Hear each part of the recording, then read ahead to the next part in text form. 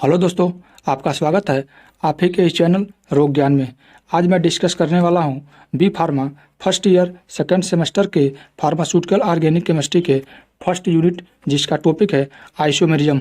आज मैं आइसोमेरिज्म के बारे में फुल डिटेल डिस्कस करूंगा। तो आइए देखते हैं आइसोमेरिज्म क्या होता है। तो आइसोमेरिज्म एक ऐसा कंपाउंड है जिसका मॉलिक्यूलर फार्मूला सेम होता है, लेकिन उसका प्रॉपर्टी डिफरेंट होता है। जैसे फिजिकल प्रॉपर्टी या केमिकल प्रॉपर्टी डिफरेंट होता है। देखिए, isomerism the compound having same molecular formula but different physical and chemical property are known as isomerism. अब आइसोमेरिज्म का क्लासिफिकेशन देखते हैं। आइसोमेरिज्म कितने प्रकार के होते हैं। तो आइसोमेरिज्म दो प्रकार का होता है। एक होता है स्ट्रक्चरल आइसोमेरिज्म, दूसरा होता है स्टीरियो आइसोमेरिज्म। तो इस सेमेस्टर में आपको केवल स्ट्रक्चरल आइसोमेरिज्म के बारे में पढ़ना है। स्टीरियो आइसोमेरिज्म इस सेमेस्टर में नहीं पढ़ना है, लेकिन फिर भी मैंने इसके बारे में थोड़ी सी इसका क्लासिफिकेशन आपको बता दिया है।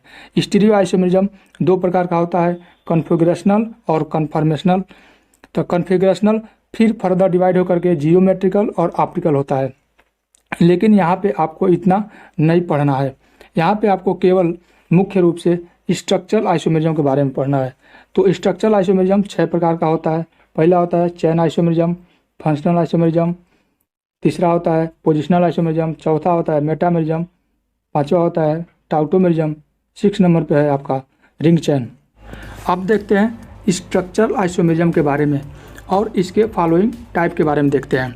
स्ट्रक्चरल आइसोमेरिज्म के नाम से ही क्लियर हो रहा है कि इसका स्ट्रक्चर डिफरेंट होगा, क्योंकि स्ट्रक्चरल आइसोमेरिज्म के जितने भी पार्ट हैं उन सब में सेम मॉलिक्यूलर फार्मूला होता है।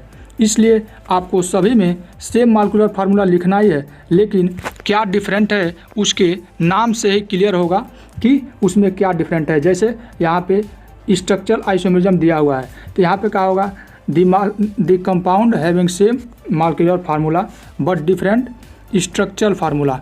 यानी यहाँ जो होगा स्ट्रक्चरल आइसोमेरिज्म में इसका स्ट्रक्चरल फार्मूला डिफरेंट होगा। अब देखते हैं स्ट्रक्चरल आइसोमेरिज्म के फॉलोइंग टाइप के बारे में। तो पहला है chain isomerism. Chain isomerism the compound having same molecular formula, ये तो आपको सब में लिखना है, but different nature of carbon chain are called chain isomerism. मतलब जो कार्बन की नेचर होगी वो बनेचर की तरह हो जाएगी। मतलब जैसे छोटे लड़के होते हैं, जब ज़्यादा बदमाशी करते हैं तो उनके लोग कहते हैं कि ये बनेचर है, मतलब लड़कों की तरह बिहेव नहीं कर रहा। कभी किसी का फसल उखाड़ देगा, कभी किसी का घर में सामान छीट देगा, किसी को गाली दे देगा, मतलब कि वो नॉर्मल लड़कों की तरह बिहेव नहीं करता, उसको कहते हैं, इसलिए बनेचर कहते हैं। इसलिए यहाँ पे जो कार्बन की जो नेचर है वो एक यहाँ पे सिस्टम से है, लेकिन यहाँ पे क्या किया जाएगा, उसको एक अलग तरीक़ा से कर दिया गया है, इसलिए इसकी नेचर चेंज हो गई। इसका एग्जाम्पल देखते हैं। जो ये एग्जाम्पल है, दोनों के लिए मॉलिक्यूलर फार्मूला सेम है। यहाँ पे देखते हैं एक स्ट्रक्चर बना हुआ है। यहाँ पे देखते हैं जो स्ट्रक्चर बना हुआ है, इसका IUPAC नाम है एन ब्यूटेन। इसी स्ट्रक्चर को थोड़ा सा चेंज कर दिया गया, इसका नाम हो गया आइसोब्यूटेन। यानी कितना अच्छा बेचारा सुंदर दिख रहा था, इसका हाथ पैर तोड़ करके टेढ़ बखेड़ कर दिया गया, इसका नाम भी चेंज हो गया आइसोब्यूटेन। तो ये हो गया चेन आइसोमेरिज्म। अब दूसरा है आपका फंक्शनल आइसोमेरिज्म। फंक्शनल आइसोमेरिज्म क्या होता है, इसके नाम से ही क्लियर हो रहा है कि इसका फंक्शनल ग्रुप डिफरेंट होगा। यानी the compound having same molecular formula but different functional group are known as functional isomerism. यानी इसका जो फंक्शनल ग्रुप होगा वो डिफरेंट होगा। सबसे पहले जानते हैं कि फंक्शनल ग्रुप होता क्या है।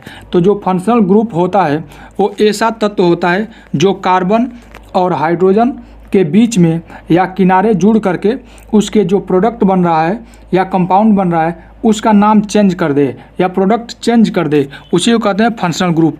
यहाँ पे देखिए, ये जो O है यहाँ पे एक साइड में जुड़ा हुआ है और यही O यहाँ पे बीच में आकर जुड़ गया है, यानी डिफरेंट हो गया ना। यहाँ पे फंक्शनल ग्रुप एक किनारे है, यहाँ पे बीच में आकर जुड़ गया है, तो इसका नाम हो गया प्रोपेनॉल और इसका नाम हो गया इथाइल मिथाइल ईथर।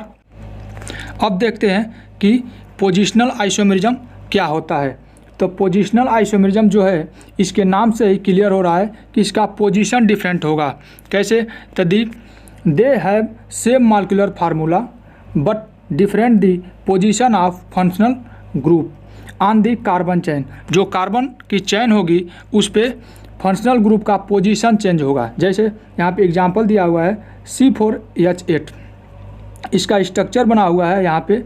तो एक का नाम है ब्यूट 1 इन और एक का नाम है ब्यूट 2 इन। इस स्ट्रक्चर में जो कार्बन और हाइड्रोजन के बीच में जो बॉन्ड लगा हुआ है ये पहले नंबर पे लग गया है और इसी का पोजीशन चेंज करके एक पे दूसरे नंबर पे नाम लग गया है। अब देखते हैं कि चौथा मेटामेरिज्म में क्या होता है। मेटामेरिज्म में क्या होता है? They have same molecular formula but different the nature of a alkyl group are attached the either side of same functional group. मतलब जो इसमें ग्रुप अटैच होगा फंक्शनल ग्रुप वो सेम होगा। यहाँ पे देखिए C4H10O, यहाँ पर जो है O जो है यहाँ पे एक ही फंक्शनल ग्रुप है और दोनों में अटैच होगा।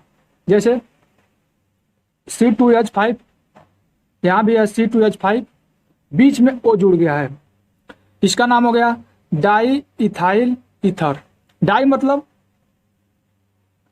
दो और इथाइल मतलब C2H5, ईथर मीन्स O को ईथर कहते हैं यहाँ पे। और दूसरा है आपका C3H7 और बीच में O जुड़ गया है और CH3 यहाँ पे हो गया है। यहाँ पे जो C3H7 है इसका नाम है प्रोपाइल और CH3 है इसका नाम है मिथाइल और जो O है इसका नाम है ईथर। इसका नाम हो गया मिथाइल प्रोपाइल ईथर। अब देखते हैं कि टाटोमेरिज्म क्या होता है। The type of isomerism in which substance exist in two readily interconvertible different structure leading dynamic equilibrium is known as tautomerism. यह एक ऐसा आइसोमेरिज्म है जिसमें सबस्टेंस क्या होते हैं बाहर निकलते हैं और इसका डिफरेंट स्ट्रक्चर होता है जो लीड करता है डायनेमिक इक्विलिब्रियम को। यह दो प्रकार का होता है, एक होता है डायट सिस्टम, दूसरा होता है टाइट सिस्टम। अब देखते हैं कि डायट सिस्टम क्या होता है। If the two hydrogen bond oscillate between two polyvalent atom linkage together then it is called dyad system. अगर दो हाइड्रोजन बॉन्ड एसिलेट होते हैं टू पॉलीवेलेंट एटम के बीच में और आपस में जुड़े रहते हैं तो उसी को कहते हैं डायट सिस्टम। इसका एग्जाम्पल है H single bond C triple bond N, यानी HCN, HC और N। अब इसी को यहाँ पे HNC केवल यहाँ से N को यहाँ पे ट्रांसफर कर दिया गया है। बस उसी तरह ट्रिपल बॉन्ड यहाँ पे रहे यहाँ पे है तो इसका नाम हो गया हाइड्रोजन साइनाइड, इसका नाम हो गया हाइड्रोजन आइसोसाइनाइड। अब देखते हैं ट्रायड सिस्टम क्या होता है। If the hydrogen atom travel from first to third in a chain system is called triad system. The most important triad system keto enol. इसका एग्जाम्पल है कीटो और इनाल। यहाँ पे देखिए जो O है यहाँ डबल बॉन्ड से जुड़ा हुआ है C से और यही एक बॉन्ड टूट करके यहाँ डबल बॉन्ड बना रहा है और ये जो H है यहाँ जाकर जुड़ जा रहा है। अगर आपको मेरा वीडियो पसंद आया है तो हमारे चैनल को सब्सक्राइब कर ले जिससे आपको आगे भी ऐसे ही वीडियो मिलती रहेगी। धन्यवाद।